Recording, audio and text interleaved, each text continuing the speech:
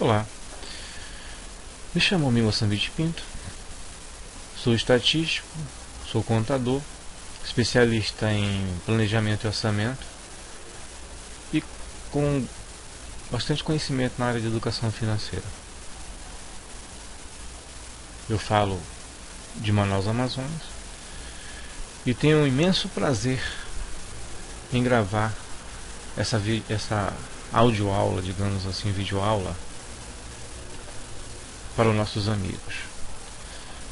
Bom, a ideia surgiu a partir do momento da grande carência que a gente percebeu, que a gente sentiu sobre educação financeira. Para você ter uma ideia, a população brasileira está em torno de 75% endividada. E pelo menos 90% a 95% da população brasileira tem pelo menos uma conta atrasada. Isso reflete e demonstra a falta de educação financeira. Mas não é só isso. Não é só isso que me motivou. Em 2017, outubro de 2017, nós tivemos um encontro em São Paulo com um encontro de palestrantes do NAC 2017 e nós tivemos vários assuntos, entre eles a educação financeira, e que chamou muita atenção a esse fato, além de outros que nós vamos expor e apresentá-los durante a palestra aqui. Bom,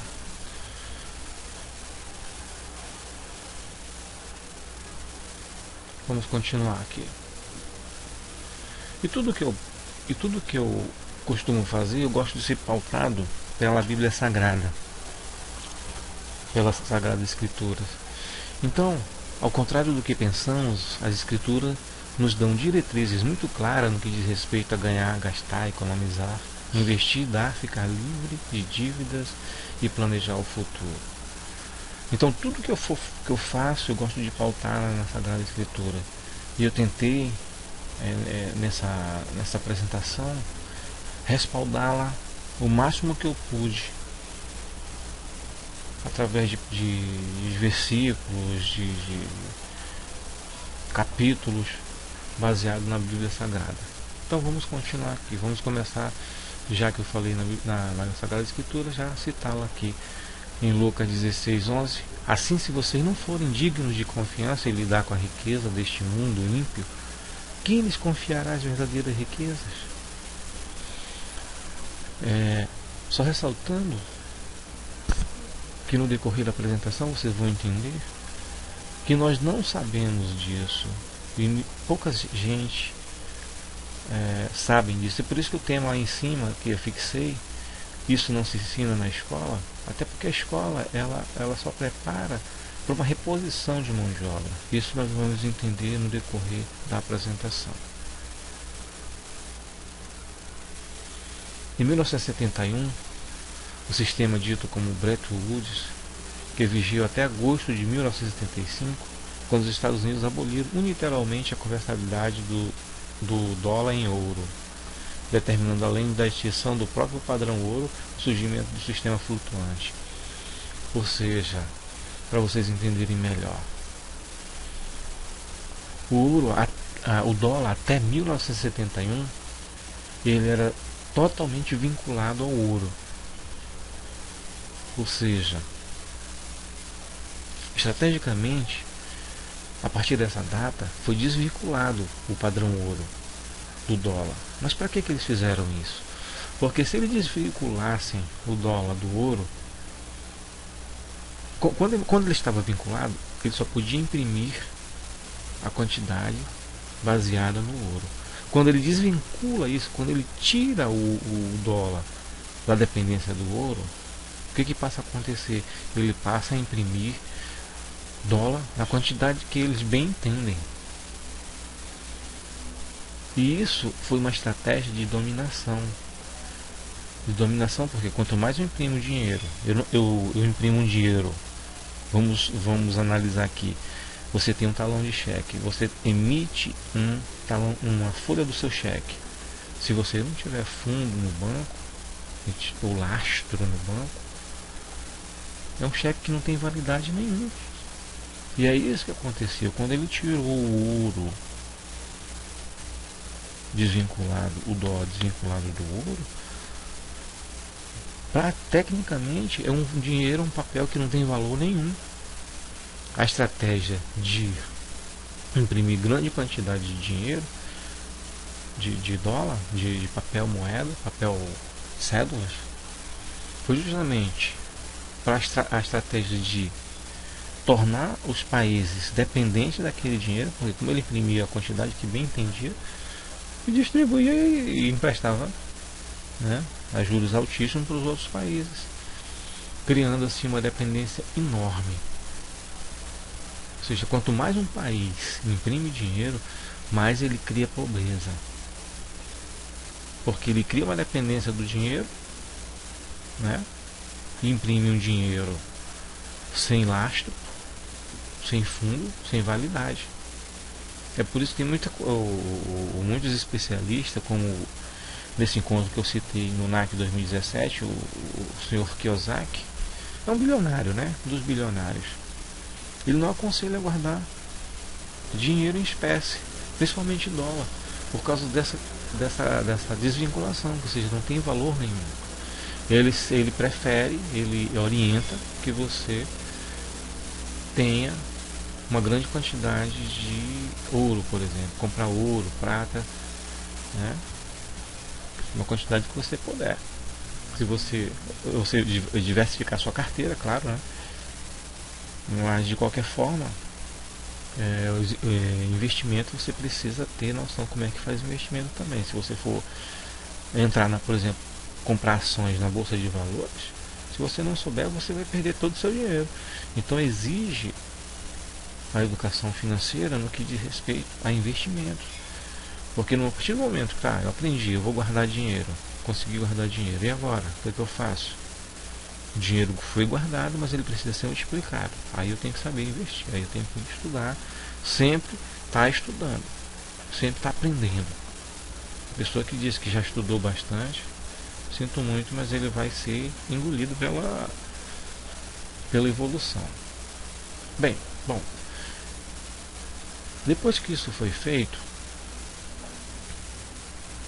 nessa palestra que nós tivemos, nós observando durante 3 dias, grandes palestrantes lá, e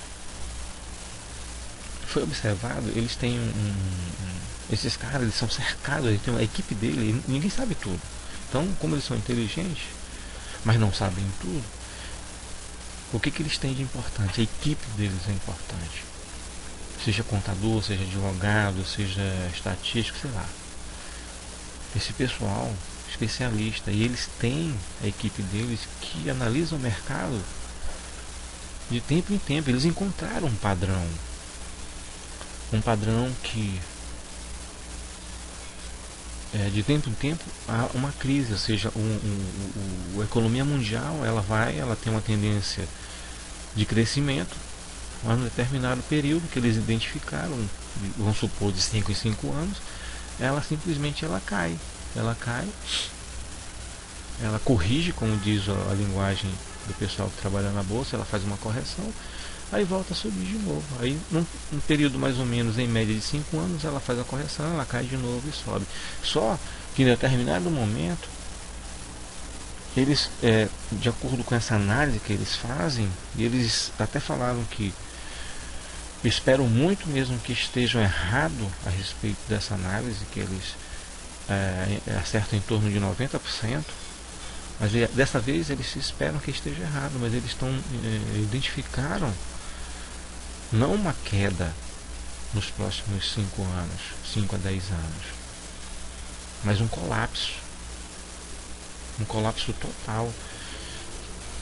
E quem tiver preparado para esse colapso, não só vai se dar bem, mas como vai ficar mais rico ainda. Então eu acho que isso me abriu o olho, e toda vez que eu penso nisso, e o que me motivou a criar, a montar, a pensar nessa informação, repassar essa informação, é aquela parábola de Lázaro e o rico. Ou seja, depois que o rico morreu, Lázaro comia as migalhas daquele rico, os cachorros, os animais lambiam a ferida dele, mas depois que ele passou desse plano para o outro, ele estava vivendo em abundância no céu, digamos assim. E quando o rico também partiu, que chegou lá, não chegou no céu, mas dava para ver Lázaro vivendo em abundância, e depois ele entendeu como é que ele vivia de modo errado, né? Errado na terra. Ele queria de maneira desesperada avisar os seus familiares para que reconhecesse e que estavam no caminho tortuoso e procurassem andar no caminho correto. Só que já não andava, não era mais permitido que ele fizesse isso. Até porque tinha os profetas, foram mandados os profetas para avisar e ninguém dava ouvido. Foi enviado o próprio Filho de Deus, que é Jesus Cristo, e fizeram com ele? O mataram. Ou seja, mesmo que Lázaro voltasse, ia entrar por um ouvido e sair pelo outro. Então isso me deixou muito angustiado. Você tem uma informação de um valor muito grande e não poder repassar para os seus familiares, por exemplo. Isso me deu uma angústia muito grande. Eu comecei a martelar e a pensar: como é que eu vou passar isso? Como é que eu faço isso? E eu comecei a procurar familiares alguns até pensando que eu estava querendo vender alguma coisa, empurrar. Eu disse: olha, se for Natura ou se for esse negócio de venda importa em porta, eu não quero não, tá? Eu digo: não é isso não. Você vai gostar do que eu tenho para lhe informar, para lhe passar. Então eu começava a falar para esses meus parentes, meus amigos, num rascunho mesmo, numa folha. Só que eu vi que eu riscava tanto, que era tanta informação, que eu não sei se eles entendiam ou não. Eu acabei, não, vou fazer o seguinte: vou organizar a informação, botar num PowerPoint e repassar isso. Então é isso que eu estou fazendo aqui. Então bora continuar aqui. Voltando a fazer aqui. Bom, eu vou a princípio apresentar para vocês algumas ferramentas que nós vamos utilizar no decorrer dessa apresentação, mas não vamos aprofundar agora, vamos aprofundar só depois. Então, nesse primeiro momento, eu quero apresentar para vocês o quadrante do fluxo de caixa. Esse aqui, o Sr. Robert Kiyosaki, ele identificou como é que funciona o sistema, como é que ele enxerga o sistema, como é que ele faz a leitura do sistema atual, como é que ele se comporta. E meus amigos, aqui não está o pessoal pobre, tá? Aqui só está a classe média para cima, para você ter uma ideia. Quando o Brasil também imprime dinheiro, não só os Estados Unidos. Todos os países aprenderam e estão imprimindo seu dinheiro. E quanto mais imprime dinheiro, mais a pobreza ela é criada, tá? Então, nesse quadrante aqui do fluxo de caixa, né, o sistema dividiu as pessoas da seguinte maneira: esse que vocês estão enxergando são os empregados. Aqui você tem um emprego, como vai dizendo no slide. Então esse aí de empregado é o pessoal que é concursado, estatutário, carteira assinada, que sempre tem uma linguagem. Os empresários, os investidores já conhecem a pessoa quando eles começam a conversar, pelo tipo de linguagem que eles falam. Estou procurando emprego, né? Eu estou buscando estabilidade. Isso é uma linguagem da pessoa desse quadrante, tanto do E como o A. E o A é o autoempregado. É aquele cara que estudou, é advogado, é médico, é dentista. Ele é autônomo, é um autônomo, tá? Então note que são 4 quadrantes. O E e o A estão no quadrante do seu lado, de você está olhando para cá, do seu lado esquerdo. E do lado direito, letra D, é um empresário com acima de 500 empregados, e o I é de investidores, os grandes investidores.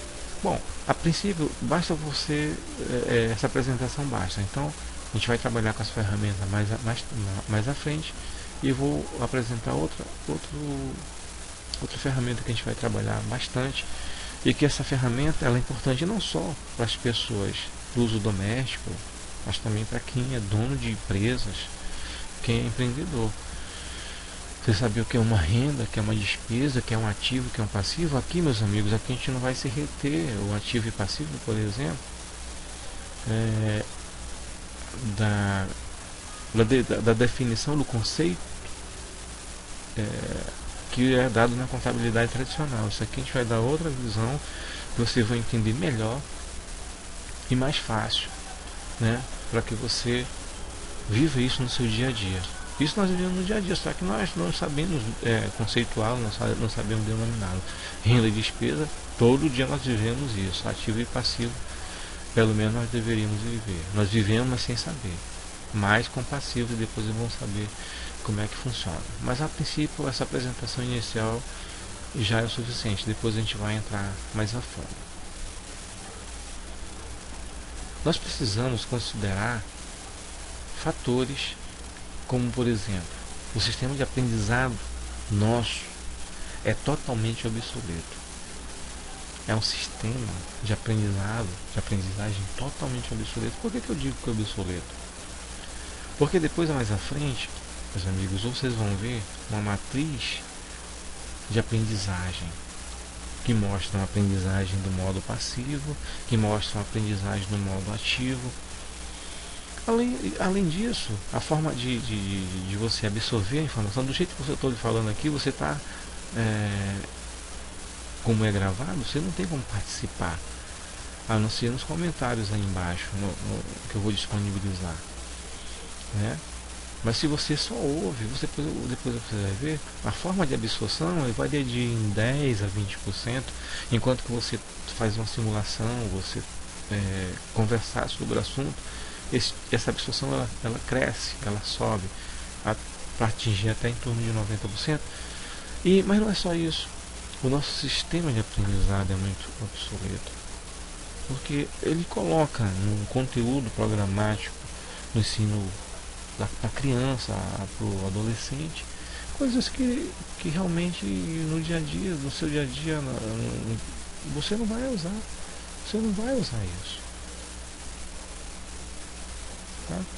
Mas até porque não contém, por exemplo, sobre a educação financeira, que é o nosso dia a dia, que é primordial. Eu vivo lidando com o dinheiro, mas às cegas, enquanto a gente deveria aprender desde lá do jardim 1, 2. Nós vivemos com grande dificuldade, mas por causa do sistema de aprendizagem que está obsoleto, está ultrapassado. Mas nós vamos sempre estar tocando nesse assunto e depois entrando mais, né, descascando mais, demonstrando mais a fundo este assunto. Bom, a educação financeira, nós já falamos, né, é primordial. Nós precisamos entrar, não só ela, a educação financeira, mas aqui nós vamos tocar principalmente na educação financeira. Bom, existe uma coisa chamada contexto e conteúdo. O contexto, meus amigos, tem muito a ver com crenças, e o conteúdo com conhecimento. Ora, o que são crenças? Meus amigos, crenças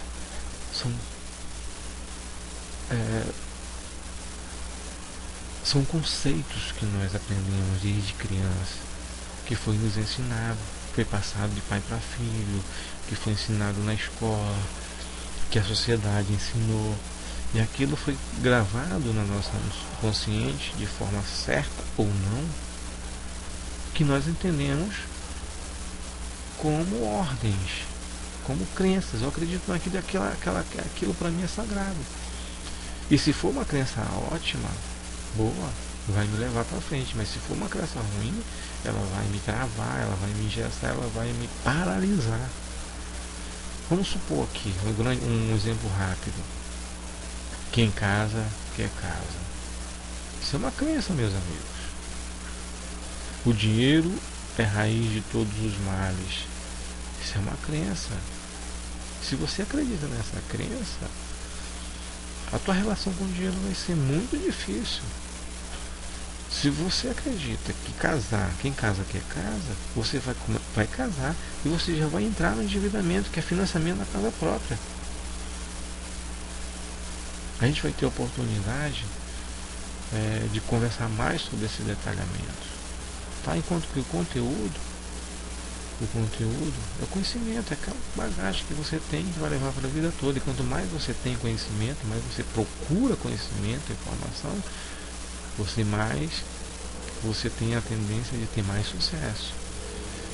Então, muito cuidado com as crenças. A gente, na prática, precisa rever todas as nossas crenças, principalmente as crenças ruins, que nos levam a tomar atitudes ruins, que nos levam a ficar na pobreza, permanecer na pobreza ou entrar na pobreza. Então, muito cuidado com as crenças. O dinheiro não é bom nem mal, é uma ferramenta que nos permite melhorar o nosso nível de vida. Bom, aqui o cone do aprendizado, como eu falei, percebam lá no início, lá no ponto da pirâmide lá. Quando nós lemos, ouvimos e olhamos fotografias, olha só, nós estamos com a natureza do envolvimento passivo, recebendo estímulo visual, recebendo estímulo verbal, mas olha só que depois de 2 semanas costumamos lembrar de, se for lendo, 10%, se for ouvindo palavras, 20%, se for olhando fotografia, 30%. Ao passo que, meus amigos, olhem para cima, lá em cima, no cone do aprendizado. Quando você faz algo real, quando você simula uma experiência real, quando faz uma apresentação dramática, a natureza do movimento, do envolvimento é ativo. E olha só, depois de 2 semanas costumamos nos lembrar 90% do que falamos e fazemos. Aqui só corrobora, meus amigos, com aquela primeiro item que fala sobre nossa escola totalmente obsoleta, que ela simplesmente, a pessoa lê, o professor lê, você ouve as palavras e no máximo olha as fotografias. Então a tua retenção, ela pode chegar até 30% só. Por isso que nós chamamos a forma de aprendizado obsoleto, ultrapassado.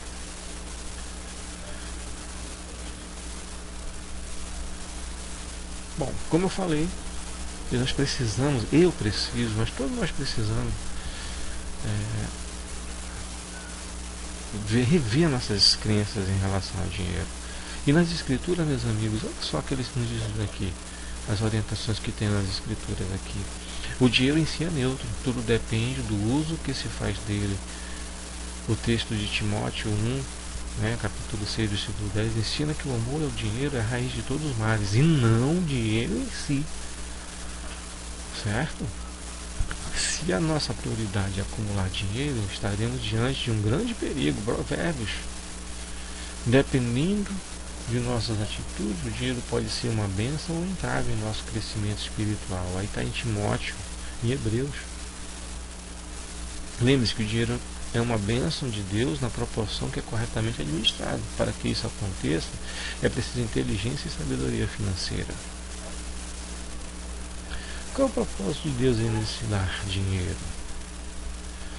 Deus permite que o dinheiro chegue às mãos de seus filhos para 4 propósitos básicos. Olha aqui, meus amigos.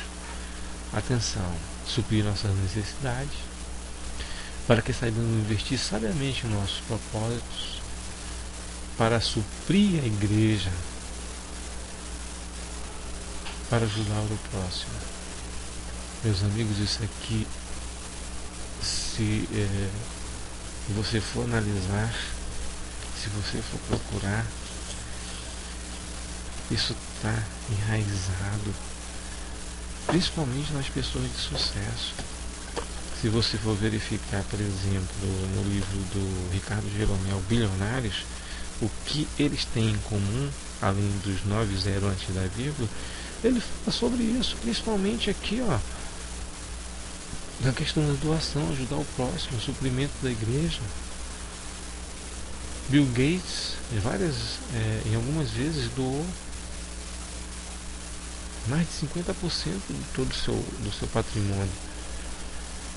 Mas de alguma maneira aquilo retorna. Claro que a gente não vai fazer uma coisa pensando só no retorno.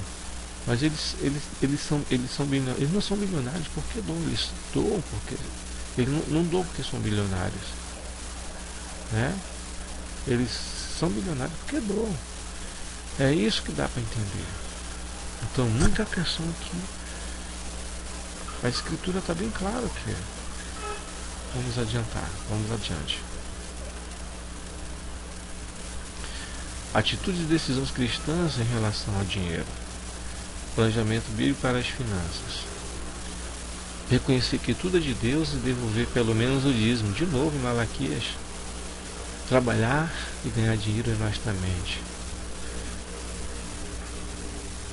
Não entrar em dívidas e procurar sair delas. Não colocar o coração no dinheiro ou em coisas materiais. E não viver ansioso e preocupado. Não ser avarento. Cara, amigos, está tudo escrito na Bíblia.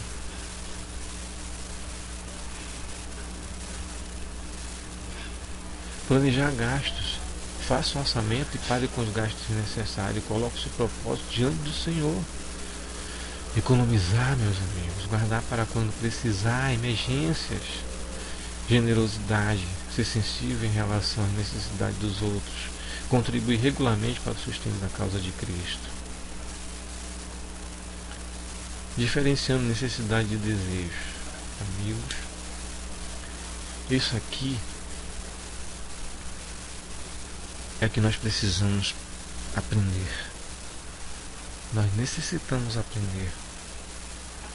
Porque necessidade, amigo, por exemplo, comer, vestir-se, são necessidades.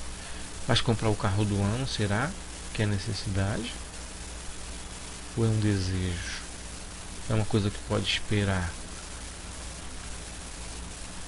É preciso nós batermos nessa tecla e saber diferenciar isso. Ah, tá, beleza. Mas comprar carro é errado? Não, cara. Se planeja. Precisa comprar um carro? Então se planeja. Mas não entra em dívidas. Então, necessidade, comer, vestir-se, estudar, comprar carro, casa, essas coisas não. Ele pode esperar. Espera. Retarda esse desejo, esse contentamento aí. Mas a maioria das pessoas hoje, sem orientação, elas querem matar esse desejo. Elas entram em financiamento aí de imóveis, de veículo, de imóvel, por exemplo, chega a 30 anos, de um carro chega a 90 parcelas, sei lá quanto. Isso vai te levar só para endividamento, né? Controle o impulso de comprar, meus amigos. Controlar o impulso de comprar não é fácil. Porque nós vivemos numa sociedade de consumo. Nós vivemos num modelo, presta atenção, nós vivemos hoje num modelo, vocês vão entender mais à frente, porque vou demonstrar isso. Hoje nós vivemos num modelo de consumo, né? E para controlar o impulso, até porque nós não sabemos, a maioria das pessoas não sabe como controlar. Ademais, você entra, por exemplo, num shopping, de um lado direito e do lado esquerdo são vitrines. Aquelas vitrines, elas são colocadas estrategicamente. Aquilo é técnica de arrumação de vitrine para te atrair. O vendedor, quando ele te aproxima, ele vem com técnica pura de venda. Ou seja, você está na cova dos leões. Ou seja, controlar o teu impulso de comprar é muito difícil. Então é muito bom que nós saibamos disso, né? Não é fácil, mas é preciso. Bom, como eu falei, necessidade de desejo.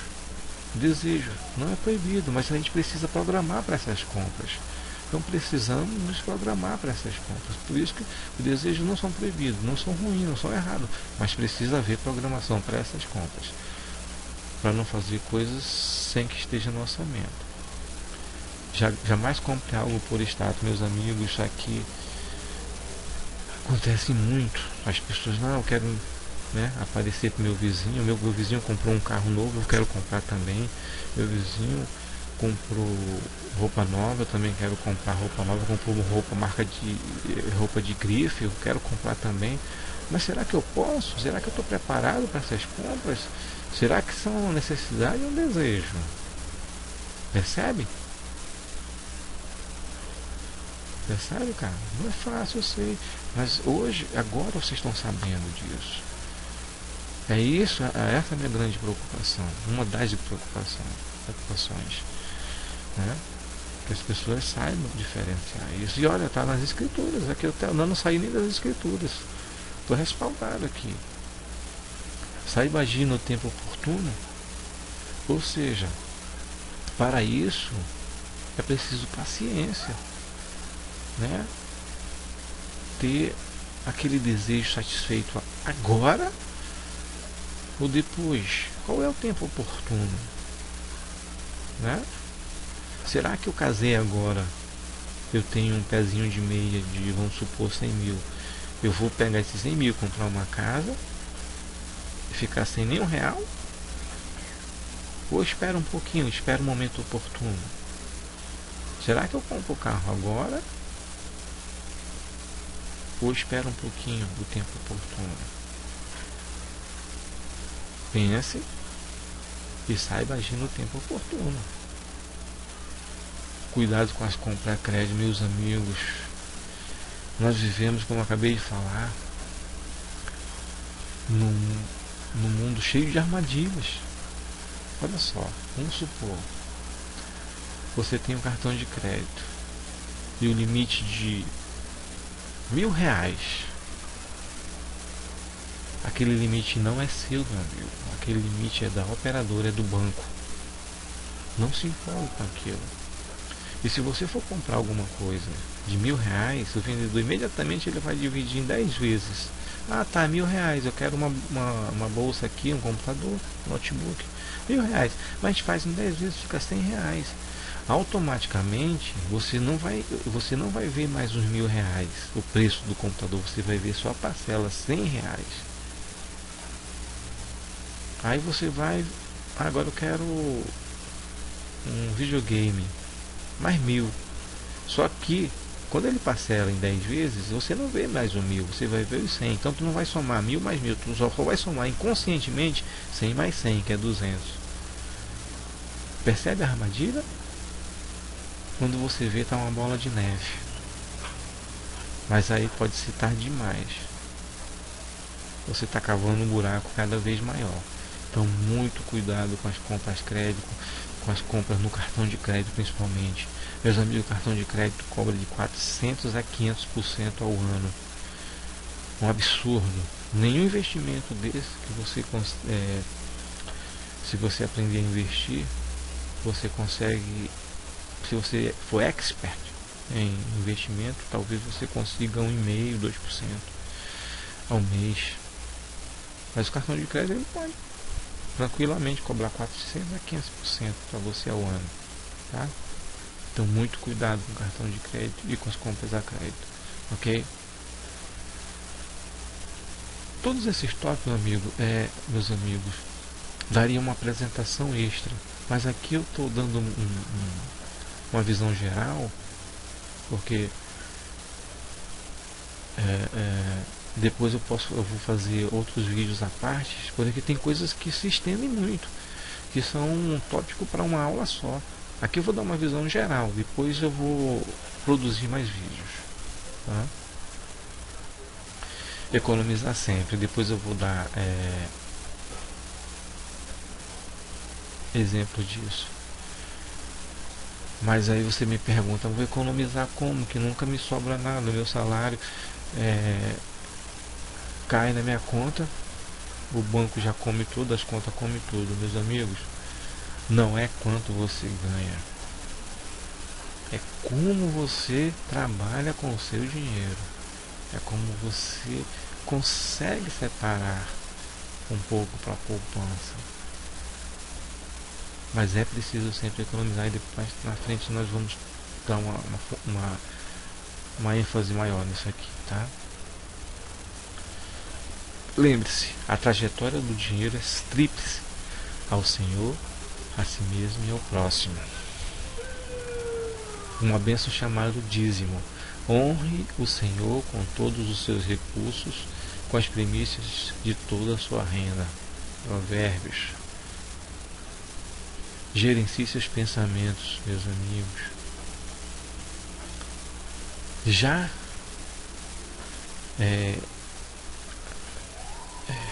como é que eu vou dizer para você?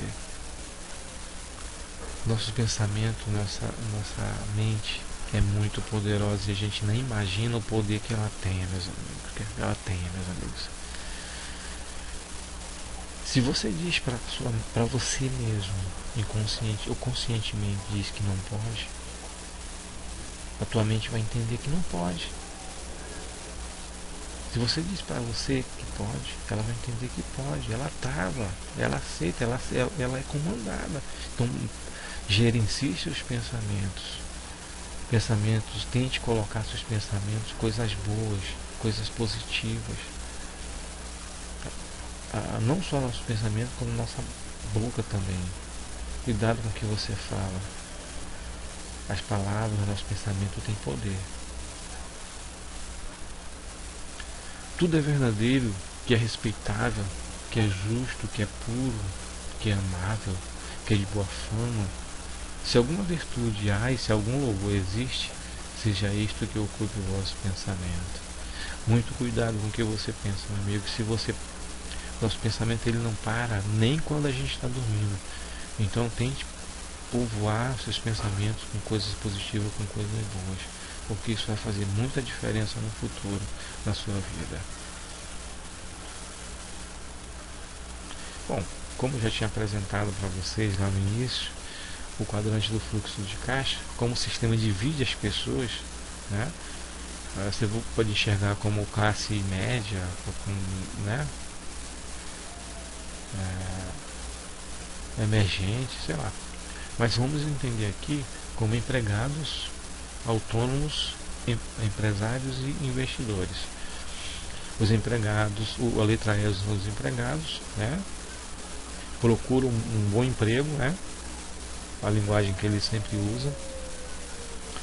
E aqui do autônomo eu cobro um percentual sobre o meu serviço, né?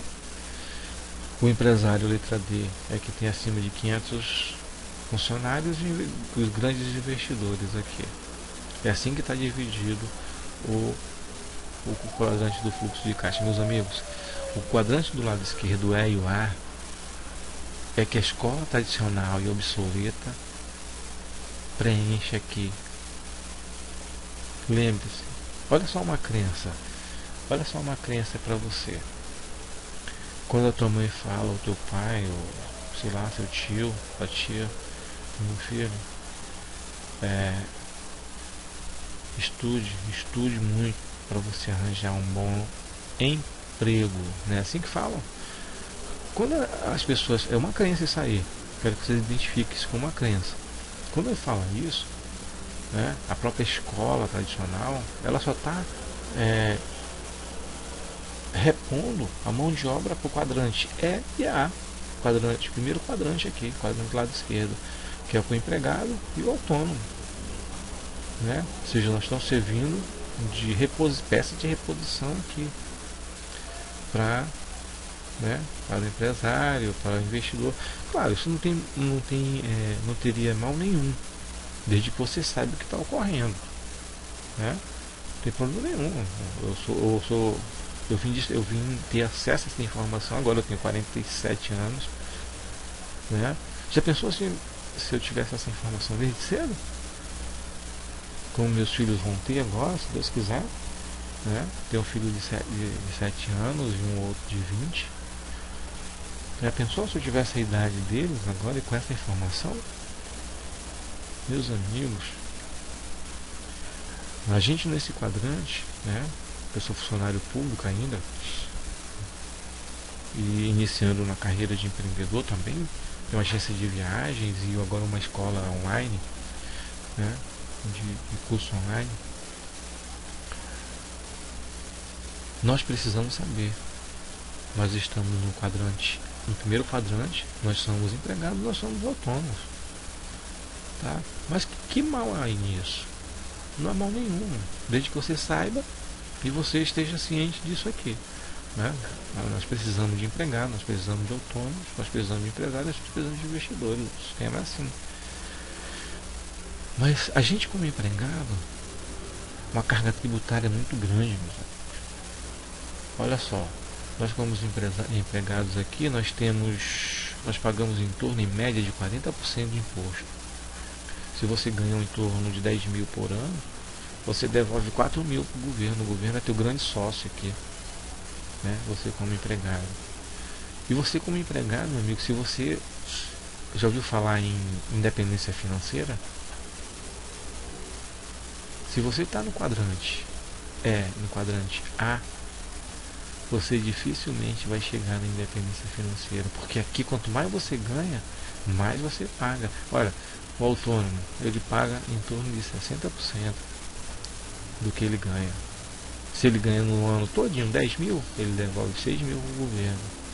Isso é mais do que sócio, já chega, ele é empregado do governo já como autônomo. Ao passo que o empresário paga de 20% até 0%, e o investidor em torno de 0% também. Mas por que o empresário investidor paga 20% ou 0%? É esse pessoal do quadrante de direito que gera emprego. Então o governo, né, vê isso como uma benfeitoria para o sistema, então ele tenta de alguma maneira compensá-lo, né? Por que ele zera aqui? Como é que ele zera? Isso aí é um capítulo à parte, né? Por exemplo, quando eu estava em São Paulo nesse encontro dos empresários, terminou o encontro começou na sexta, terminou no domingo. Na terça-feira teria um outro curso deles lá sobre como zerar esse imposto do empresário lá. Só que esse curso de um dia era 7 mil, custava 7 mil reais. Eu não poderia ficar porque eu já estava com passagem comprada de volta, né? E mesmo assim eu não estava com esse dinheiro todo para pagar esse curso. Ou seja, a informação é muito valiosa. Aí tem várias estratégias de como zerar esse imposto, engenharia tributária ou reengenharia tributária, conhecer a lei, né? Ter a tua equipe, um advogado que conheça o sistema tributário brasileiro, né? E é um absurdo. E também você, no primeiro quadrante, o E e o A, tem estratégias de sair daí, né? Eu quero sair, eu estou no quadrante E e no quadrante A. Tem como sair daí? Tem estratégia de sair daí também. Os empresários, os grandes empresários, eles têm uma coisa chamada modelagem. O que é modelagem? Modelagem é o seguinte, vamos dar um exemplo prático aqui. Vamos supor que você queira ser um jogador de futebol dos bons. Que você vai se espelhar? Vai se espelhar hoje, atualmente, no Neymar. O Neymar é bilionário já. Alguém sabia disso? O Neymar é bilionário. Então o cara joga muito, tá?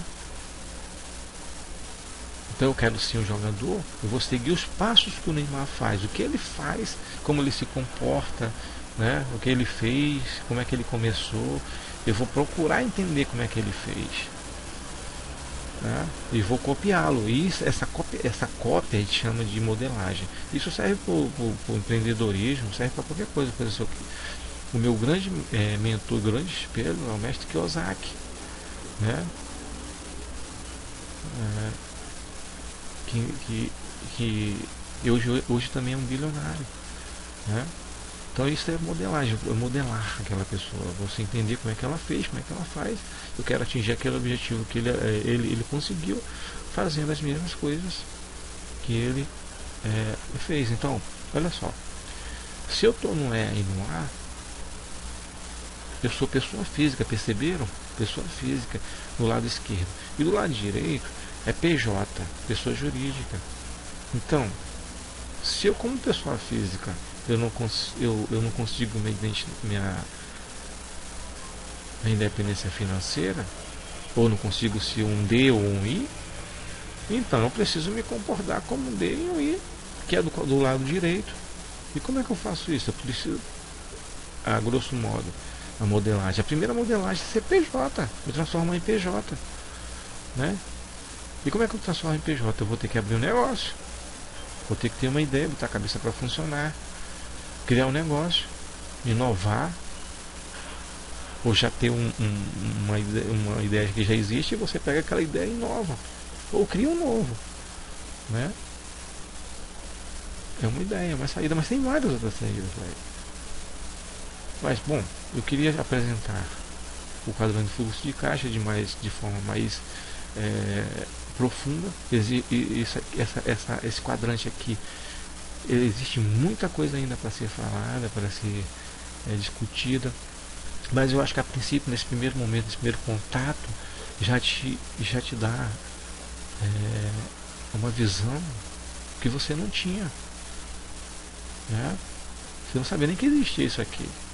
E quando eu vi isso lá no encontro, não era a primeira vez que eu via, né? Porque eu já tinha visto em alguns cantos, principalmente eu sigo muito Robert Kiyosaki. Eu já tinha uma ideia de como isso aí, como é que funcionava essa coisa. Mas agora que você está vendo a primeira vez, eu espero que tenha caído muita ficha para você ter aberto um horizonte, ter uma visão mais ampla de como funciona o sistema. Aqui eu só quero reforçar, os amigos, e diferenciar da contabilidade tradicional, né, dos conceitos da contabilidade tradicional e dos conceitos que nós vamos adotar, tá? Por exemplo, o ativo e um passivo na contabilidade tradicional tem uma definição. Por exemplo, os ativos são bens e direitos, e os passivos são as obrigações e o patrimônio líquido. Isso nós não vamos interessar para a gente aqui, nesse momento. Você, quando for empreendedor, quando for empresário, ou que você é dono de uma empresa, é preciso saber isso aí, é preciso ver esse balanço. Isso aí é um balanço, tá? Você precisa entender isso aí, porque quando você tem uma empresa, você é empreendedor, tá? Mas isso nós não vamos trabalhar agora. Nós vamos trabalhar aqui a linguagem que o Roberto Kiyosaki criou pra gente, né? De renda, despesa, ativo e passivo, tá? Então renda é tudo aquilo que entra para você, né? O seu salário, os seus bicos, os seus dividendos, os seus juros, a sua renda, seja ela imobiliária, de royalties, sei lá, um livro que você escreveu. Isso, e a renda, ela se confunde muito com os ativos, que depois a gente vai falar sobre ativos. E a despesa são aquelas despesas, seja fixa, seja variável, aquela do dia a dia, né? Que você tem. Paga escola, paga, né, compra gasolina, sei lá, aluguel, tudo que você paga, né? E é bom ter claro, preste atenção, o que é renda e o que é despesa, você tem que ter claro para você. Tem que saber quais são. Que despesa é que nem unha, você tem que estar cortando de vez em quando. A despesa, ela precisa ser controlada, ela precisa ser cortada de vez em quando. Mas para você cortar, você precisa conhecê-las. Ter bem claro no caderno o que é renda, quais são suas rendas e quais são suas despesas. Ao passo que ativo e passivo, nós vamos adotar assim. Ativo é tudo aquilo que põe dinheiro no teu bolso. Atenção, ativo é tudo aquilo que põe dinheiro no teu bolso. É só isso que você precisa saber. Ativo é tudo que põe dinheiro no meu bolso. Ações, títulos, promissórias, imóveis, propriedade intelectual, ouro, prata, pedras preciosas. É ao passo que passivo é tudo que tira dinheiro do teu bolso. Tá? Então esse conceito é preciso entender. Ativo, põe dinheiro no bolso. Passivo, tira dinheiro do bolso. Então passivo é um carro, por exemplo. Você compra um carro, aí você vai pagar a prestação dele, tira dinheiro do teu bolso. Você vai comprar gasolina, tira dinheiro do teu bolso. Você vai pagar o mecânico, tira dinheiro do teu bolso. Você vai pagar o seguro, tira dinheiro do teu bolso. Você compra um imóvel, uma casa, vai pagar a prestação dela, tira dinheiro do teu bolso. Vai pagar a luz, tira dinheiro do teu bolso. Vai pagar a água, tira dinheiro do teu bolso. Vai pagar IPTU, tira dinheiro do teu bolso. Vai pagar conserto, tira dinheiro do teu bolso. Vai comprar os móveis, tira dinheiro do teu bolso. Percebe? Ativo, coloca dinheiro no teu bolso. Passivo, tira dinheiro do teu bolso. Reduzir todos os gastos, mas sem exagero. Atenção, reduzir todos os gastos, mas sem exagero. Porque senão a jornada torna-se dolorosa e não vai dar certo a redução dos gastos. Tem que ser com controle. Por exemplo, eu não posso deixar de comprar comida. É um exagero. Não posso. Não posso deixar de ir ao cinema. Não posso ir toda semana, mas também eu não posso deixar de ir. Descobrir e reduzir os gastos aumentará notavelmente sua capacidade de reter maior parte de suas entradas. Bom, e para isso você precisa saber quais são suas entradas, né, a renda, e quais são suas despesas. Muita calma nessa hora. Bom, aqui só para reforçar o que foi dito. Renda, salário, bico, tudo aquilo que já foi feito, falado lá anteriormente. As despesas, né, do dia a dia, fixas, variáveis, entre outros. Os ativos, ações, ouro, prata, imóveis, títulos, business. Então, o business aqui é quando você cria uma empresa, um negócio, tá, que te dá lucro. Todo negócio tem que dar lucro, senão ele não é um negócio. Passivo, a casa que você mora, meu amigo, não é um ativo, é um passivo, porque você paga IPTU, você paga conserto, paga os móveis e paga a prestação, sei lá. Já falamos disso. O carro também é um passivo, nós acabamos de falar disso. Moto, celular. Bom, aqui nós vamos ver como é que funciona o sistema de uma pessoa sem sucesso. Uma pessoa, vamos dizer assim, entre aspas, fracassado. Até porque eles não sabem, mas a partir desse momento eles vão ficar sabendo como é que funciona. Olha só como é que funciona o fluxo de caixa de uma pessoa sem sucesso. Meu amigo, a renda dele vai entrar aqui. A renda dele entrou aqui, a renda dele saiu aqui. Você já ouviu falar alguma pessoa, alguém dizendo: poxa, não vi nem a cor do meu dinheiro, caiu na minha conta e o banco comeu todinho, tive que pagar água, luz, aluguel, não sobrou R$1. Alguém já viu isso? Isso parece familiar? Pois é, meus amigos, quando você se encontra aqui, é isso que o mestre Kiyosaki chama da corrida do rato. O teu dinheiro entra e o teu dinheiro sai. A tua renda entra, a despesa come toda. Aqui, vale ressaltar, não é quanto você ganha, é como você trabalha com ele. Depois a gente vai saber lá um sistema da pessoa de sucesso. Então o sistema de uma pessoa sem sucesso, né, é esse aqui. A renda entra, a despesa sai com ele todinho. Quando ocorre isso, a pessoa está trabalhando simplesmente a coluna de passivos, está criando passivos. Um exemplo claro ocorre quando você casa e você começa a se endividar, compra um imóvel, precisa mobiliar esse imóvel, vai pagar a prestação, vai pagar IPTU, percebe? Pior ainda quando você, além disso, quer comprar o carro. Além disso, o carro tem todas aquelas despesas lá, né? Que só vai te puxar para baixo. E quando você é funcionário, você tem carteira assinada, funcionário público, você ganha R$ 1.000, você gasta R$ 1.000. E aqui não é quanto você ganha não. Se você ganhar R$ 20.000, você vai gastar R$ 20.000. Não é, percebe que não é quanto você ganha, mas é como você administra seu dinheiro. Ah, mas é porque eu ganho pouco. Não. Se você não vive, não sabe administrar no pouco, no muito é que não vai saber mesmo. Então muita atenção nessa hora aqui. Agora perceba como é que funciona o sistema de uma pessoa de sucesso. Ah, desculpa, eu já ia passar aqui. Esse sistema aqui, o mestre Kiyosaki chama da corrida dos ratos, porque a renda entra, a despesa come. Ou seja, esse sistema ele te deixa totalmente dependente do teu emprego, porque você assumiu várias responsabilidades aqui nas despesas e a tua renda só chega para tapar essas despesas aí.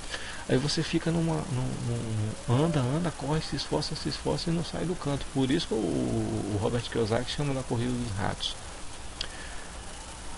Aqui escraviza, ele te deixa de maneira que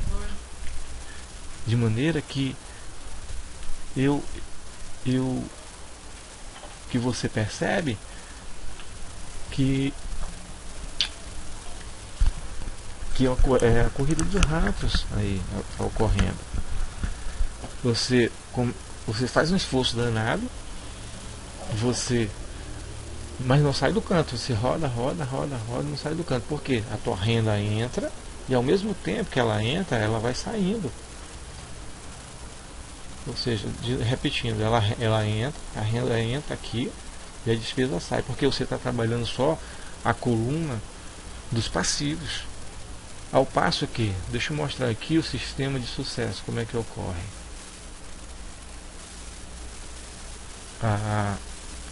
Vamos ver aqui, olha a renda. Ele vai entrar aqui. Agora perceba o pulo do gato, como é que funciona. Ele vem para cá, olha. Ele vem para fortalecer, ou se você não tem, para criar a coluna de ativos. Aqueles ativos que a gente já citou anteriormente. Depois que ele fortalece aqui a coluna de ativos, né, é que ele vai vir para cá para as despesas, para poder quitar essas despesas. Por isso que o Robert Kiyosaki fala em pague-se primeiro. O que é pagar-se primeiro? É ele não vir direto aqui para a despesa, mas vir primeiro para a coluna de ativos. E depois que a coluna de ativos sim der frutos, é como se você estivesse plantando. Quem planta, colhe. Quem planta, colhe. Aí depois que planta, é que vem para a despesa aqui. Isso também você pode entender como retardar o seu desejo. Porque se você tem o desejo, imediatamente quer saciar o desejo, então a renda entra e a despesa sai, porque você vai querer, você tá naquele modelo de consumismo, né? O dinheiro entrou, eu consumi. Aqui é uma quebra de paradigma, um modelo diferente. Você vai primeiro, a sua renda entrou, então você vai primeiro criar os seus ativos para poder consumir. Se você arrenda e você criar ativos, na verdade, quer dizer multiplicar esse dinheiro para poder ele entrar, para cobrir a tua despesa. Toda vez que você tem uma despesa, você tem que ter um ativo. Essa é a grande sacada.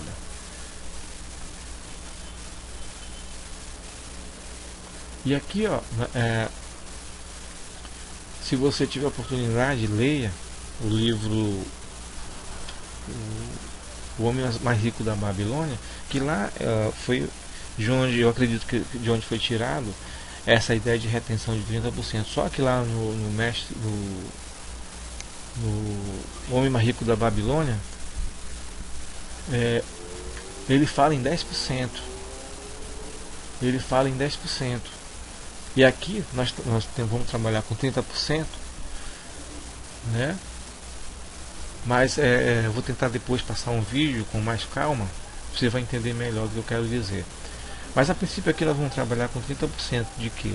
De retenção da sua entrada. Lembra que no balanço lá você tem a sua entrada e a sua despesa.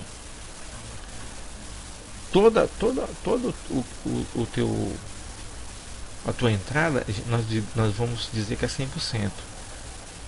Ora, se eu estou retendo 30%, quer dizer que a minha despesa vai ser bancada pelos 70%. Certo? Então, eu consegui organizar meu orçamento de forma que 70% do meu orçamento vai bancar a despesa e 30% eu vou reter para quê? Para a criação de ativos. Mas como é que eu vou fazer?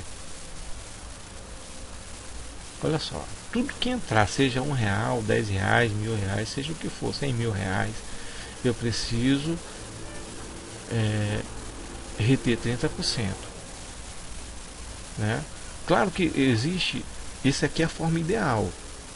Isso aqui é a forma ideal de fazer. Mas tem pessoas que já estão com problemas financeiros, então não é possível fazer 30%. Mas pelo menos o mínimo que é indicado, pelo menos 10% precisa ser feito. Né? Então aqui vamos pegar esse exemplo de 30%, que seria um ideal, né? Para quem for orientado desde cedo.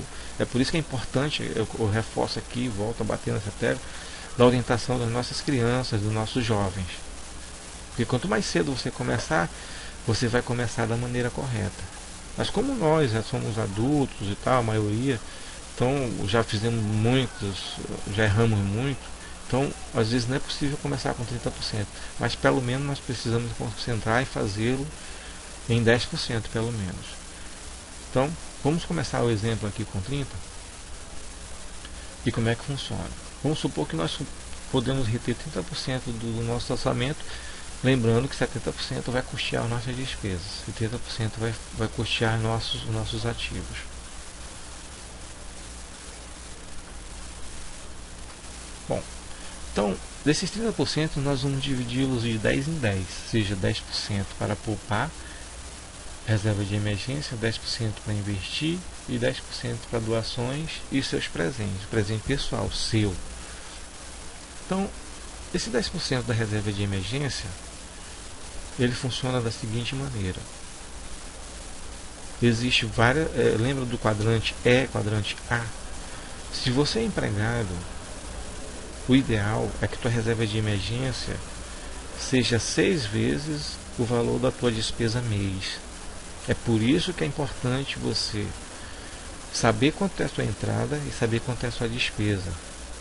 Vamos supor que a tua entrada é 2.500 e tua despesa é 1.500.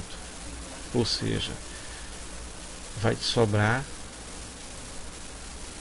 R$1.000, certo? O valor da tua despesa,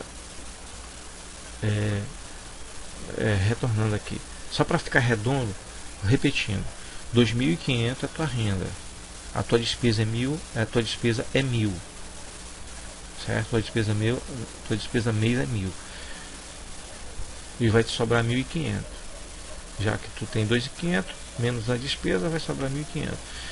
Você descobriu a tua despesa é R$1.000, mas como é que eu vou descobrir isso? Quando eu listar o que é receita, quais são as minhas entradas, e quando eu listar todas as minhas despesas. Eu preciso conhecê-las uma a uma, para dizer que ela custa 1.000, que ela custa 2.000, que ela custa 3.000 ou 10.000. Vamos supor, para esse título de exemplo, para exemplificar, para ficar mais fácil, que a minha despesa é 1.000. 1.000 é 1.000 mês. Nós conseguimos descobrir, depois de listar todas as receitas e as despesas, nós conseguimos descobrir que a nossa despesa mês é R$1.000. Então a minha reserva de emergência, para quem é do quadrante E, vai ser 6 vezes esse valor. Ou seja, minha reserva de emergência, a meta dela vai ser conseguir 6 mil. Entendeu? Perceberam? A minha meta para o quadrante E vai ser 6 mil. Porque eu descobri que a minha despesa mês é 1.000. Ao passo que eu, como autônomo, eu preciso ser mais rigoroso nessa reserva de emergência. Alguns estudiosos indicam que essa meta precisa ser de 12 meses. Então, voltando. Se eu for do quadrante E, porque eu sou estatutário, eu tenho carteira assinada,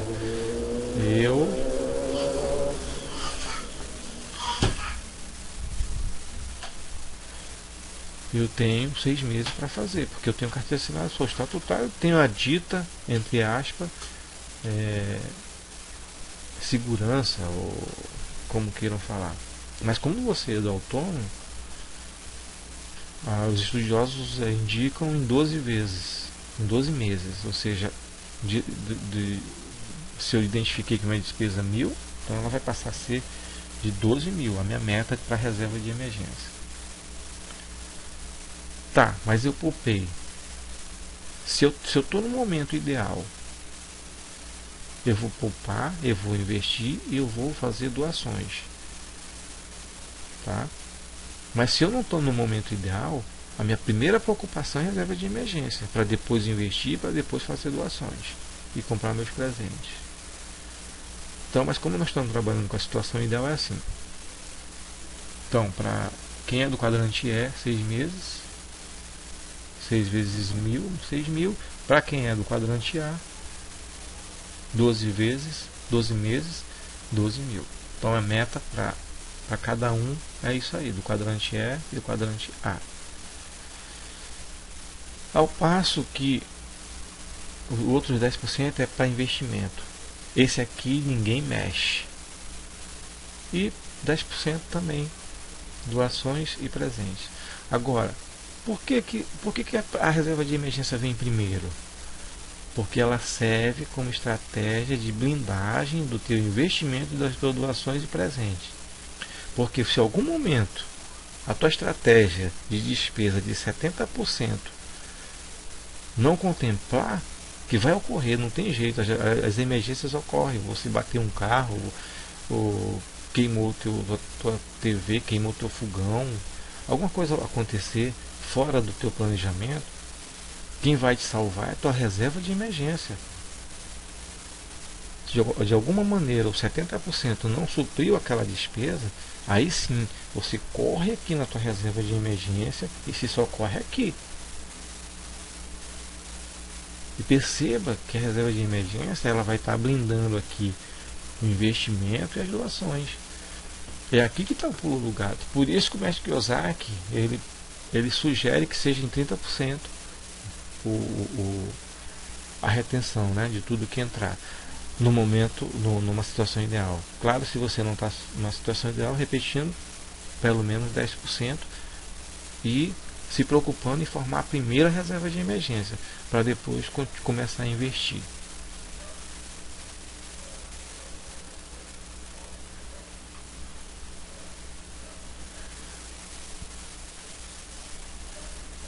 Aqui eu normalmente, quando é apresentação presencial, eu passo um vídeo. Esse vídeo é um resumo do homem mais rico da Babilônia. Então eu vou colocar na descrição do vídeo o link desse vídeo. Então você vai dar aqui nesse momento, você vai dar uma pausa, vai ir para a descrição do vídeo e vai entrar no link que eu vou deixar aí abaixo e você vai assistir esse vídeo. Dá pausa aqui e depois você volta, ok? Porque lá no vídeo ele vai te dar uma visão geral, já mais só que falando já na questão só de 10%, né, que eu já falei, mas você vai ter uma ideia mais clara do que ele está falando, porque ele vai dar ênfase não só em reter, mas a partir do momento que você retém esse dinheiro, que é poupar, né, Você precisa aprender e saber como é que vai investir esse dinheiro. Tá, você segurou. Tá, tô com dinheiro na mão. E agora o que, que eu faço? Você precisa multiplicar esse dinheiro, que é dito o investimento. Você vai precisar multiplicá-lo. Tá? Então dê pausa aqui, vá na descrição do vídeo e acesse o link para assistir o vídeo e depois retome aqui. Continue o play no vídeo. Estava falando do vídeo.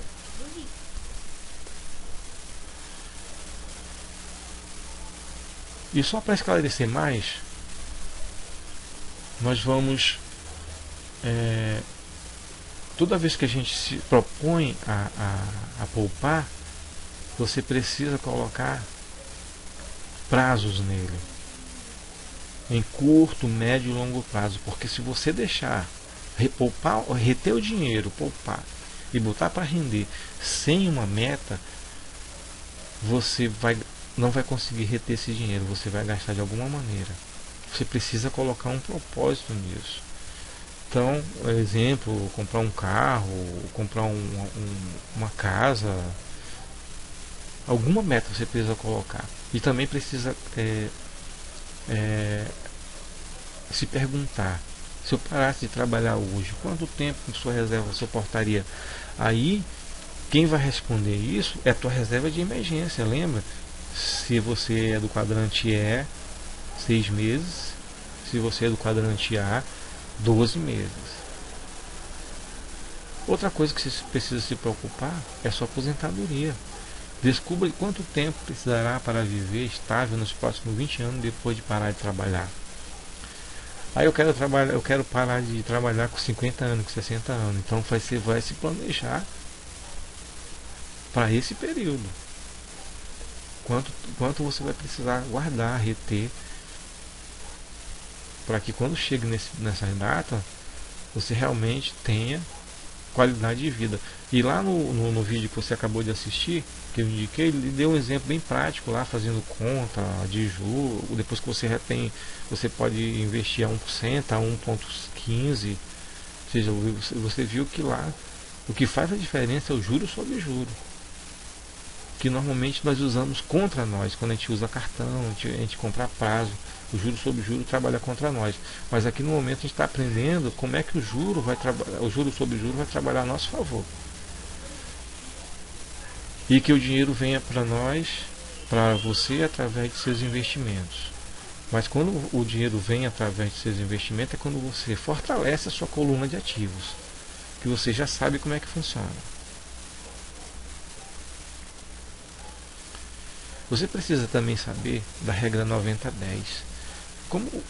O que quer dizer essa regra 90-10? Somente 10% das pessoas conseguem 90% do dinheiro. Mas isso tem muito a ver com a questão da educação. Porque hoje, atualmente, poucas pessoas têm essa informação, poucas pessoas têm essa educação de educação financeira que nós estamos trabalhando aqui. Por isso que hoje como está o sistema mundial, as pessoas endividadas por falta de conhecimento, as pessoas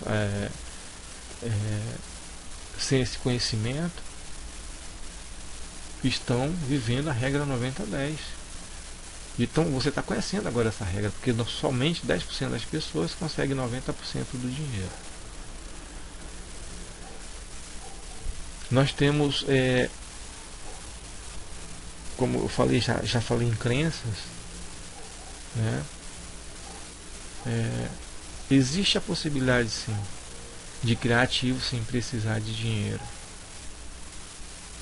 Tá? Por exemplo, quando você... Existem várias maneiras. É bom que vocês pesquisem também. Não se prenda só que eu estou falando. Pesquisem. É uma crença dizer que só ganha dinheiro quem tem dinheiro. E isso não é verdade. E tem vários exemplos. Se você conseguir ler alguns livros do Robert Kiyosaki, por exemplo, ele vai dar vários exemplos de como você pode... ele ganhou dinheiro sem nenhum dólar. tirou dinheiro lá do nada. E os ricos têm essa facilidade de criar dinheiro, eles inventam dinheiro, né? Então é possível criar ativos sem precisar de dinheiro. Usar a máquina de fazer dinheiro, e todo mundo sabe aqui. Se não sabe, vai ficar sabendo. A máquina de fazer dinheiro é o seu conhecimento, é o que você pode criar, você botando ela para funcionar. E tem várias maneiras. Às vezes você não pode nem inventar nada novo. Você pode criar, como o Flávio Augusto, por exemplo. Ele ganhou dinheiro com inglês. Já existia inglês. Quanto tempo faz existir aula de inglês? Ele simplesmente pegou uma coisa que já existia e inovou. O inglês que existia era para criança e adolescente, por exemplo. Ele colocou para adulto. O inglês era para ser aprendido de 7 a 8 anos. Ele reduziu, ele ensinava inglês de 1 ano e 8 meses. Entendeu? Ou seja, tem coisas que você não precisa inventar a roda já existe, mas você pode reinventá-la, adaptá-la, oferecer um nicho diferente. Você precisa colocar sua cabeça para funcionar e para fazer dinheiro. Tomar a decisão de sair da zona de conforto. Essa aqui é um grande problema, é um grande obstáculo que nós enfrentamos. Porque, por exemplo, aquele sistema lá das pessoas sem sucesso, que a renda entra e imediatamente sai na despesa, ela causa uma dependência do teu emprego. Você está ali, só entra dinheiro, paga a conta, entra dinheiro, paga a conta. Como é que eu vou sair do meu emprego para empreender, por exemplo? Você vai pensar 1000 vezes, porque tem a família tem a casa para pagar, o aluguel para pagar, tem conta de água, tem conta de luz. Como é que eu vou sair do meu emprego se eu estou preso nesse sistema? Entrou, saiu, entrou, a renda entrou, saiu despesa. Não é fácil. E essa zona de conforto aqui, de você, mas pelo menos eu estou dando para pagar a conta, é uma zona de conforto. É preciso ter essa consciência. Você precisa encontrar o que te motiva. Você está disposto a aprender, a investir tempo, leitura, treinamento, deixar a novela e ler livros. É preciso pagar o preço. Você está disposto a pagar o preço? Essa resposta só quem pode responder é você mesmo.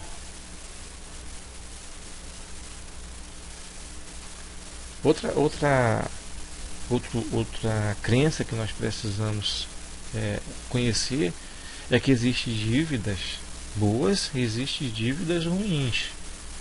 Mas nós conhecemos mais as dívidas ruins. O que são as dívidas ruins? São aquelas feitas simplesmente para o consumo e não criativos. E esse tipo de dívida, com o passar do tempo, te deixa cada vez mais sem dinheiro. E também existem as dívidas boas. A gente precisa cultivar dívidas boas. São aquelas feitas para dar suporte ao seu negócio e, portanto, criar ativos. Com o passar do tempo, te deixa cada vez mais rico.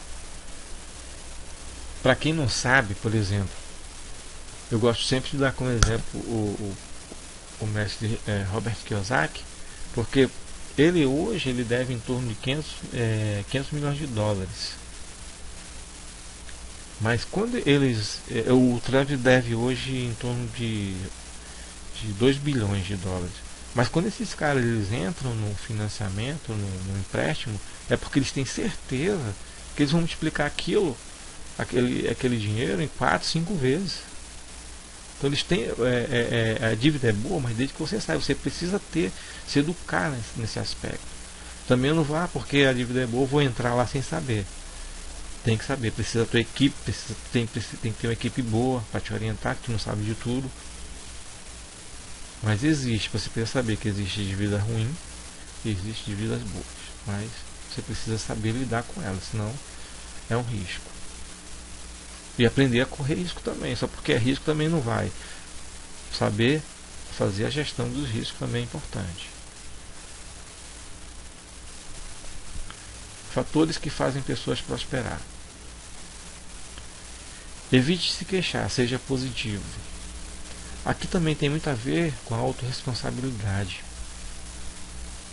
E o que é autorresponsabilidade? A autorresponsabilidade, ela é tema de uma apresentação única, é muito grande. Mas a grosso modo, a autorresponsabilidade é tu pegar e chamar a responsabilidade para ti. E não culpar ninguém, nem inventar desculpa, inventar desculpinha. E nem autopiedade. É chamar a responsabilidade para você, dizer, não, é eu que resolvo com isso, eu que sou responsável por isso, e eu que vou dar a solução para isso. Então evite se queixar e assuma a responsabilidade, a autorresponsabilidade, seja positivo.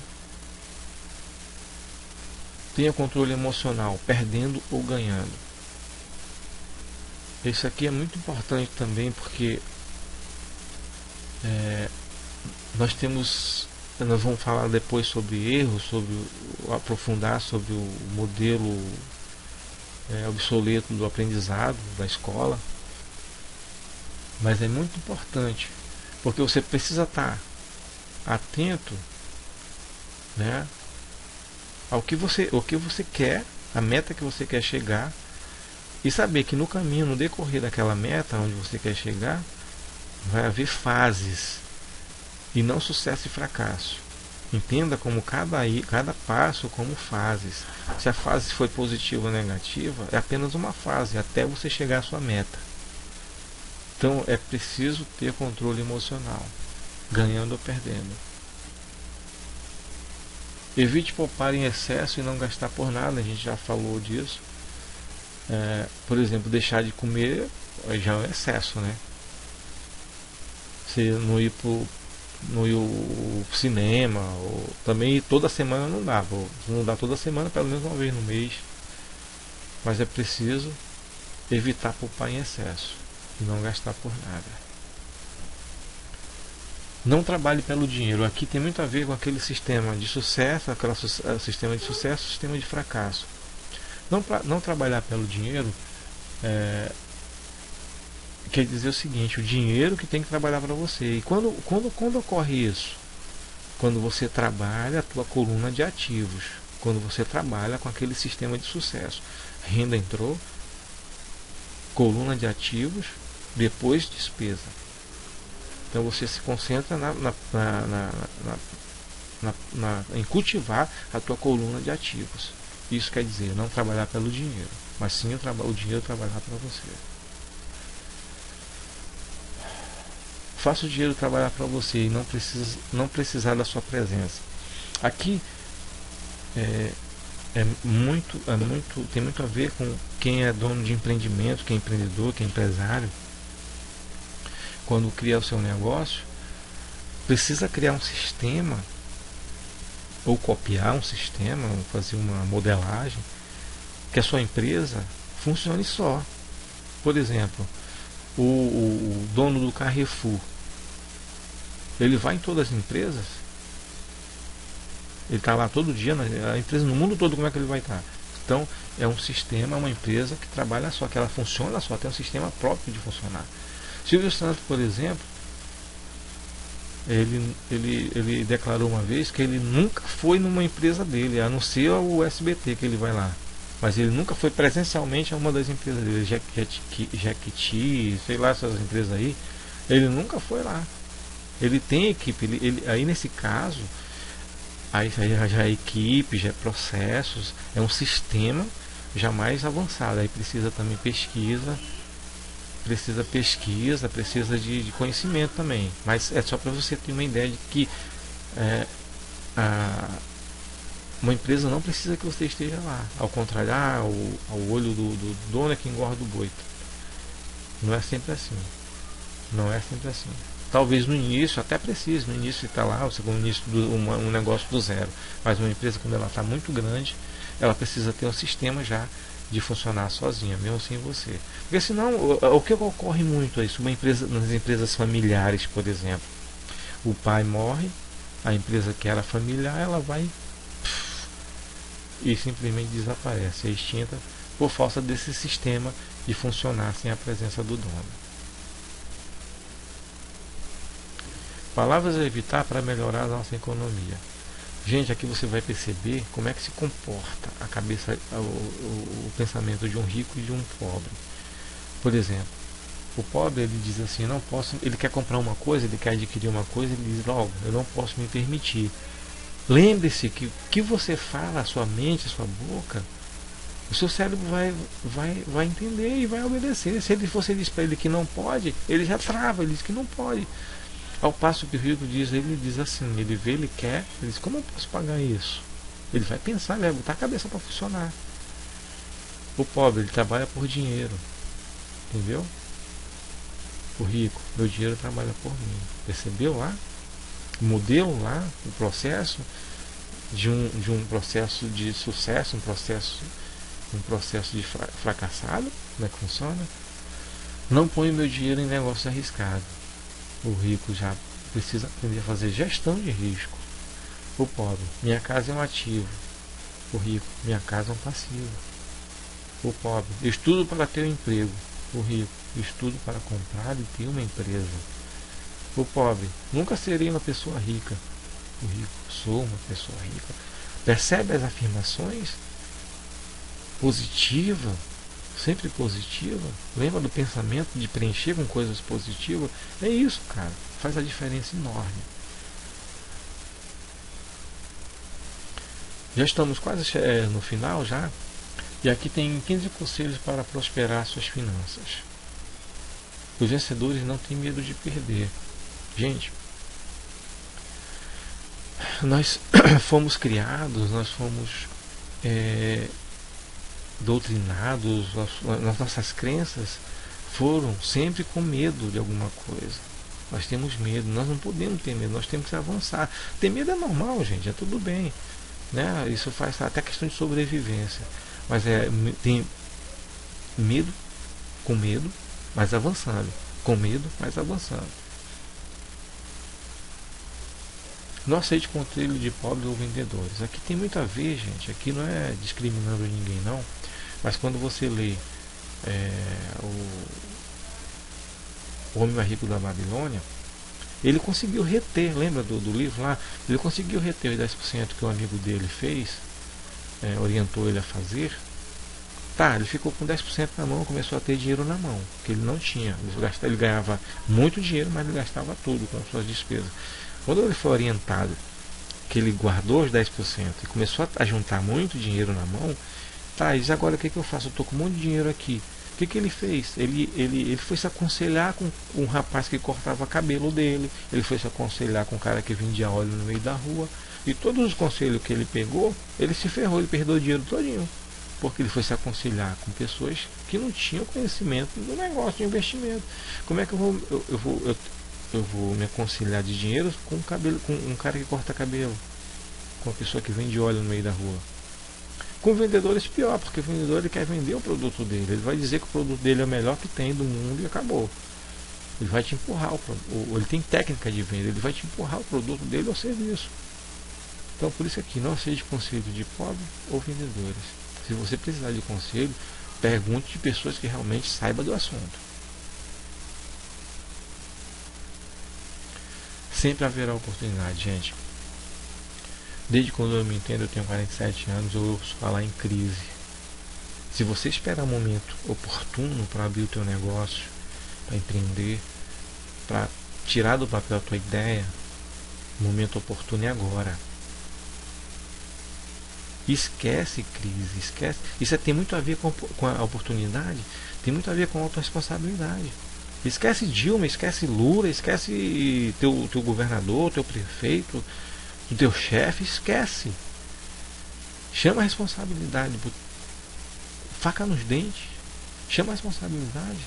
E se tem que abrir o teu negócio, empreender, é agora, o momento é agora. Não espera um momento ideal, não vai ter um momento ideal, é agora.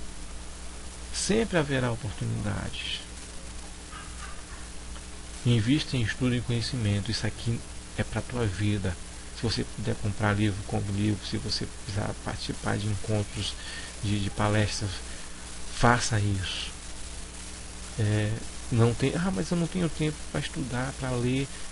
Gente, tem audiolivro, tem podcast, não tem desculpa. Você tem coisas gratuitas, um conteúdo enorme gratuito na internet. Sei lá, não tem desculpa. Invista em estudo e conhecimento.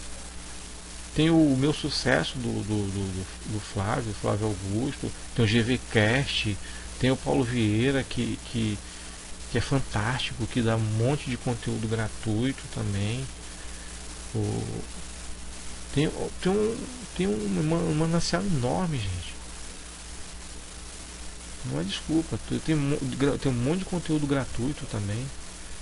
Invista em estudo e conhecimento. Se você puder pagar, claro, também é bom, que às vezes tem mais conteúdo, né?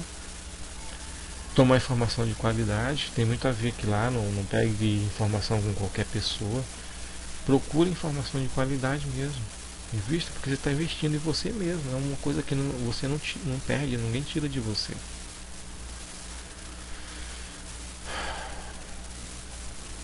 Os ricos não têm medo de cometer erros. Gente, aqui tem muito a ver com a forma de aprendizado. Lembra que nós somos punidos na escola quando a gente comete erros? A gente tira a nota vermelha porque a gente cometeu erro. O tipo de aprendizado que nos pune quando nós erramos. É o tipo de aprendizado totalmente equivocado. Os erros são para a gente aprender, e a gente é punido quando erra. Não pode, não deve acontecer isso. Então, não tenha medo de cometer erros. Se você abrir um negócio e não deu certo, continue. Não deu certo, continue. Tente outra vez, tente outra vez, tente outra vez. Os ricos falam na coluna de ativos, vocês já sabem isso. Os ricos focam na coluna de ativos, nós já sabemos disso. Agora está claro na sua cabeça, a ficha caiu. Os ricos focam na coluna de ativos. A principal causa das dificuldades financeiras são o medo e a ignorância. Mas isso já não é problema nosso. Nós já sabemos que nós precisamos vencer o medo, já não somos mais ignorantes, nós sabemos alguma coisa, nossos olhos começaram a enxergar alguma coisa. Aprenda a fazer dinheiro. Aprenda a fazer o dinheiro trabalhar para vocês. Tem a ver muito com aquilo que a gente já falou. Como é que o dinheiro vai trabalhar para mim? Quando eu foco na minha coluna de ativos. Isso vai ficar na tua cabeça. Isso vai ficar na tua cabeça. Focar na coluna de ativos. O Zico compra um luxo no final, lembra? Entrou renda, coluna de ativos. Aí depois que vai para despesa. Então eu adio aquele prazer imediato, lembra? Necessidade de prazer. Trabalho minha coluna de ativos. Aí sim que eu vou comprar com folga o meu luxo. Percebe aqui a diferença? Caiu alguma ficha? É aqui que está o pulo do gato. Os ricos compram o luxo no final, baseado no nosso sistema de sucesso lá. Renda, vem, coluna de ativos. Fortalecer a coluna de ativos, aí que eu vou para a minha despesa. Luxo no final, despesa no final.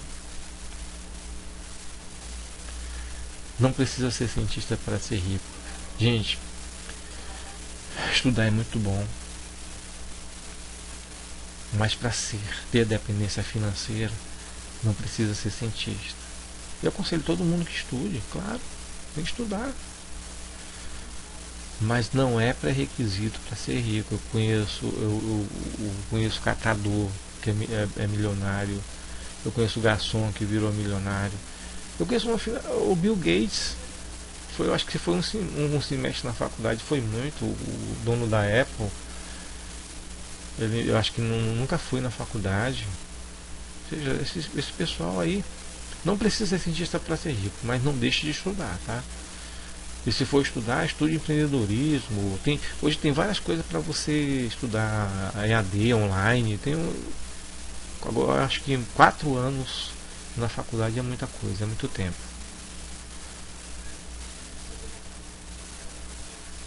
Tenho muito dinheiro porque estou disposto a cometer erros e aprender com eles.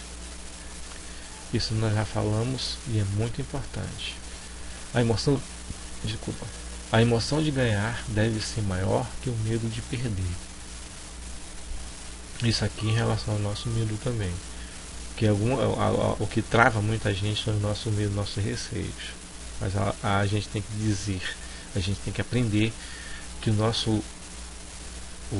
a emoção de ganhar deve ser maior que o medo de perder. A escola tradicional nos ensina que os erros são maus e nos castigam por ele, a gente já falou também. A classe média compra dívidas, percebe? A classe média compra dívidas até por falta de conhecimento que agora nós temos. E os ricos compram ativos. Isso faz a diferença. Isso vai estar claro na tua cabeça agora. Presta atenção. A classe média compra dívidas por falta de conhecimento. Os ricos compram ativos. Isso faz a diferença. E agora você vai fazer a diferença. Agora você sabe o que tem que fazer. Você vai comprar ativos agora. Ah, mas eu não posso agora. Então foque. A tua situação não é ideal. Então foque e lembre, né, na tua reserva de emergência, tá? E se você está endividado, procure resolver as dívidas primeiro. Tem vários vídeos como sair das dívidas, então procure lá para poder fazer a sua reserva de emergência. Negocie, ligue, negocie no cartão, se os caras precisam entrar em acordo e sair dessas dívidas aí. Aqui é mais um incentivo para corroborar com tudo que nós falamos hoje, principalmente se você for empreendedor, se você tiver uma ideia que pretende atingir o sucesso ou a sua independência financeira. Você precisa pensar, idealizar, tentar, fazer, faça de novo, ir de novo, continue fazendo, até você atingir o sucesso. E aqui, meus amigos, eu queria agradecer todos os que ficaram comigo até o final. E eu queria terminar com a passagem de João 10:10. Eu não poderia fechar sem a Sagrada Escritura. Eu vim para que todos tenham vida e tenham vida em abundância. O nosso Pai que está no céu, Ele não quer vivendo em abundância. Ele diz que nós somos filhos dele, nós somos feitos para ser criados e viver em abundância. E a abundância é quando o nosso copo, o nosso cálice transborda, e esse transbordar se emana para todos os lados. E pessoal, quando o teu cálice transborda e você doar não quer dizer só dinheiro, não. Doar informação, doar